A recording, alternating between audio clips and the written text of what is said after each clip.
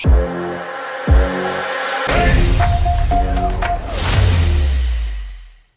Mikey Work friends, we're back here in the garage and we're going to do some work today and we'll see what type of projects we get to. I kind of talked last video about a new toy that I picked up and got it hooked up, played with it a little bit. This is it. It's a small Cyclone brand blaster box. It works pretty well. You know, it's not huge. The gloves were shot in it, so I went out to Harbor Freight, got a new set of gloves and band clamped those right up against the fitting that's in there. Put a new airline fitting in there, hooked it up to the air compressor that's now hooked up, running great. I'm glad I got that. So, but this thing's nice because on some of the stuff, like this took me, I don't know, 90 seconds. Still got a little bit of grit and grime. It's just stuff that I can scrape off before I get back there in the blaster. But it really helps me clean up stuff like this so it's reusable and can be painted and ready to go. But that's not what we're working on today. Today, we're gonna work on some welding. A couple weeks ago, actually, heck, had to have probably been a couple months ago, I was in here working on some welding and it didn't turn out exactly the way I wanted it to. I had this little spot on the pan that I needed to fix and a little bit on the corner. And so I was going to weld in a piece and you can probably see there, this thing was spitting and jumping and making a mess. I cut out more than I needed to. It still doesn't look right. I was working on it and changing the power settings, changing the line speed settings, trying to figure out what's going on there. I look over at my bottle. My bottle's empty. Okay, so I'm going to get the wheel on there, grind a lot of that nasty stuff out of there, and see if we can't get a good weld in there. I'm probably going to double up that plate and fold it over on the end so that I actually get the full strength in there, or round it, fold it over on that lip, and slip it in there, because this is a little thinner than the stock metal. But we'll see if I can finish replacing this piece. And then we're almost ready to put these back on the tube. And that'll be exciting when we get there. So we're gonna get on this. I got my eyewear angle grinder with a flap wheel. If anybody's unfamiliar with a flap wheel, it's basically a whole bunch of layers of sandpaper on here. And they'll grind down whatever you need it to. It works really good at grinding it down. Just keep an eye on the wheel. We want to make sure it's nice and tight, but that wheel will wear out pretty quick if you're not careful. So we're going to work on this and see what we get.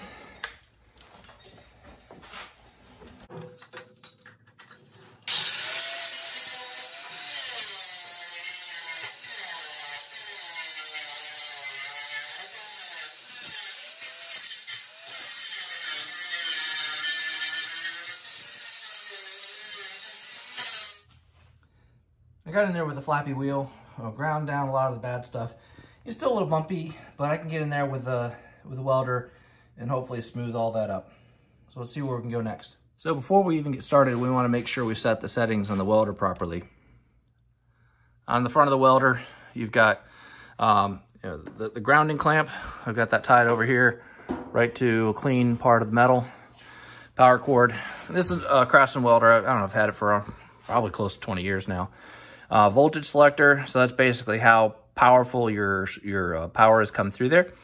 Then your wire feed, the speed at which the wire comes out.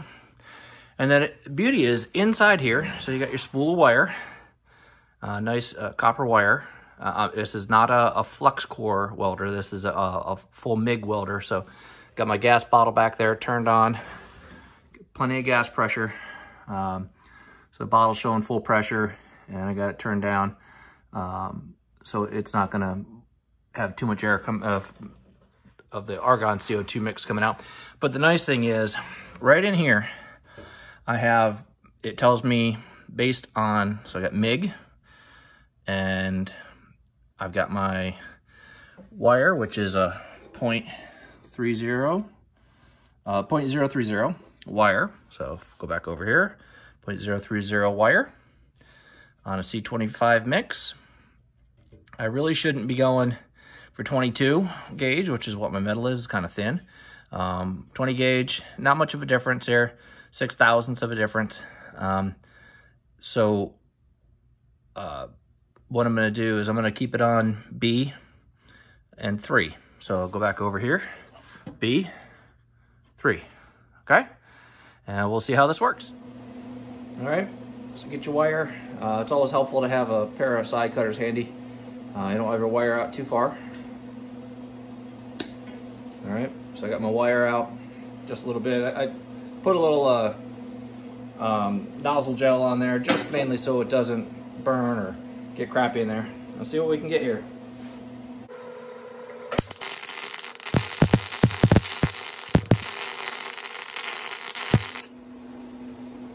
You ever feel like a complete idiot? Welcome to Fails-ville, population me. So I'm welding right along, and you think I learned my lesson. Let me show you what I'm talking about. So I'm like, why am I getting all that soot? Why am I getting all that nastiness? Mike, you're an idiot. I wasn't hearing any gas. I look over. My regulator was turned down to 0. So it showed that I had gas initially, but it was cranked all the way down. So I'm gonna go in and grind all that off, and let's try again. I wanna get a good weld in there with good penetration, and kinda need the metal and inert gas in order to make MIG welding work.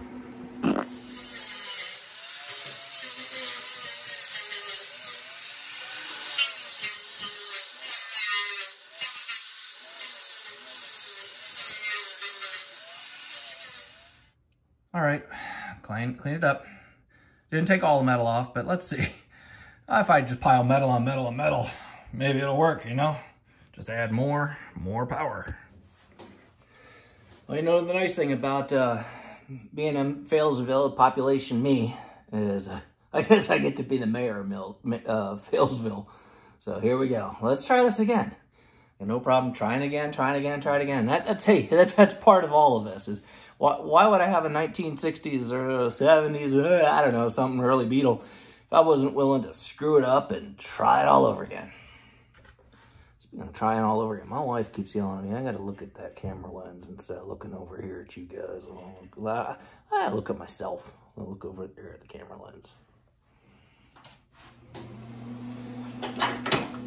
All right, let's try this again. Oh, I can hear this.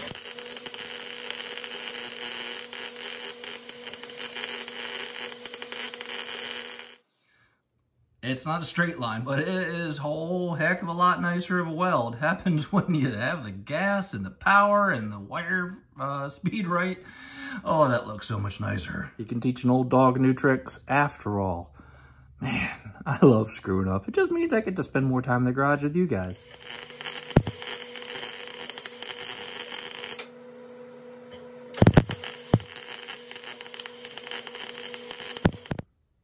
All right, so now I'm gonna get in. I'll let that cool a little bit, but then now I can get in and grind that smooth. So I can, like I said, I'm gonna lay, you can kind of see how it's offset a little bit. I'm gonna get in and lay another piece of metal on top of it, give it that strength, hammer it into place.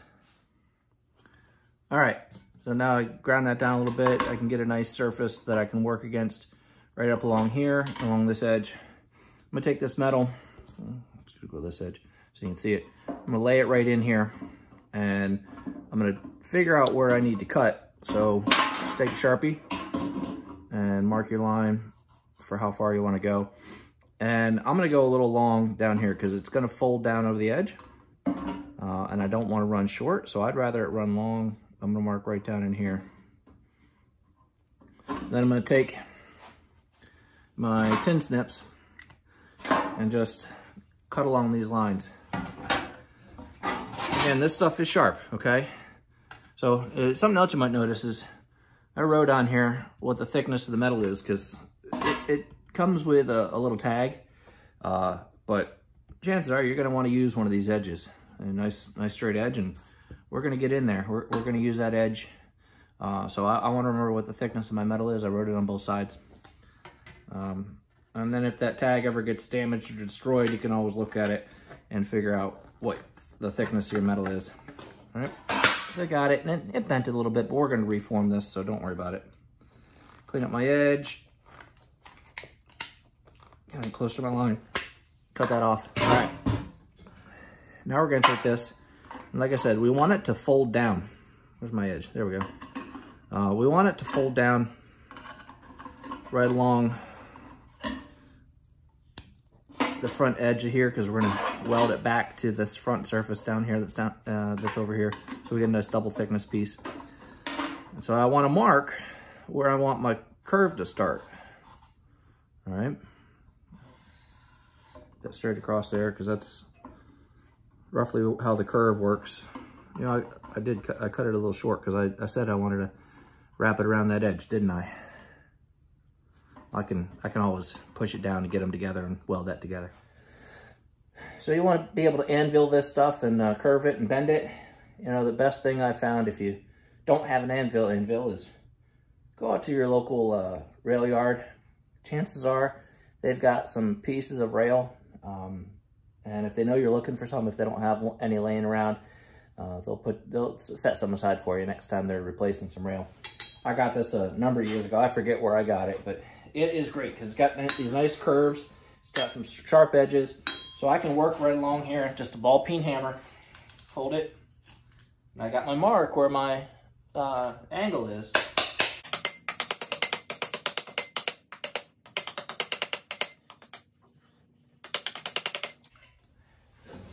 Just like that, bent that piece of metal right over. So we'll come back over to our piece where we're working.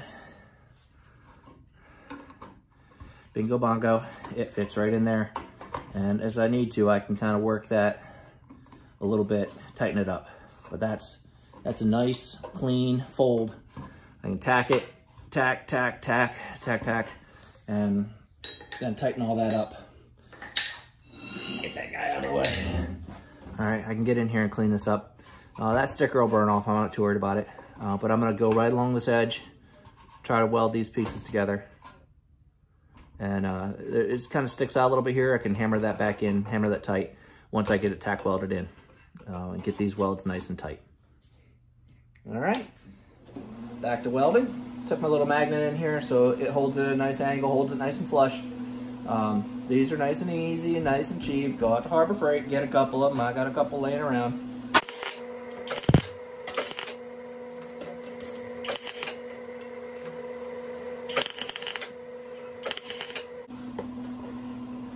All right, tacked it in, it's not going anywhere.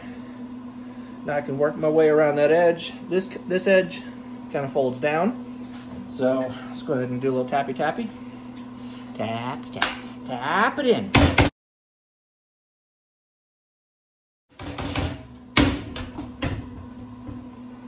Probably squeeze that together with a pair of vice grips.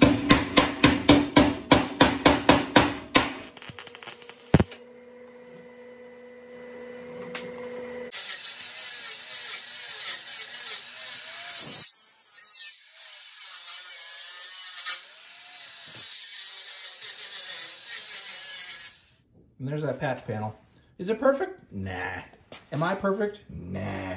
Is it good enough? Yeah, probably. I'll probably get in here with a little bit of body filler, but that's sealed all the way around. It's just an uneven weld. I'm not that great at welding, like I've said. I'm gonna get in and I'm gonna touch up another corner down here. Hopefully I get a little piece in there so that strengthens it up. But then I think this pan is gonna be about ready to go. It's not perfect. It doesn't need to be perfect, but what I wanted to get is it's stronger right here. I wanted to get so that it was a little more uniform, and I wanted to get so that it wouldn't rust inside here. So there wouldn't be a lot of opportunities for water migration. So if I fill that in a little bit of filler, body filler, clean up that edge, smooth that out, it'll be much better off. And that's what we're doing for today, folks. We get this welding done. Hopefully we can get those pans ready to put back on the tube and get this thing a lot closer to being ready to be a roller again. The weather's going to shape up here soon. It's we're already past the new year. We're to the end of January, and if we can get the weather to shape up, then maybe this thing might see some daylight and have some fun.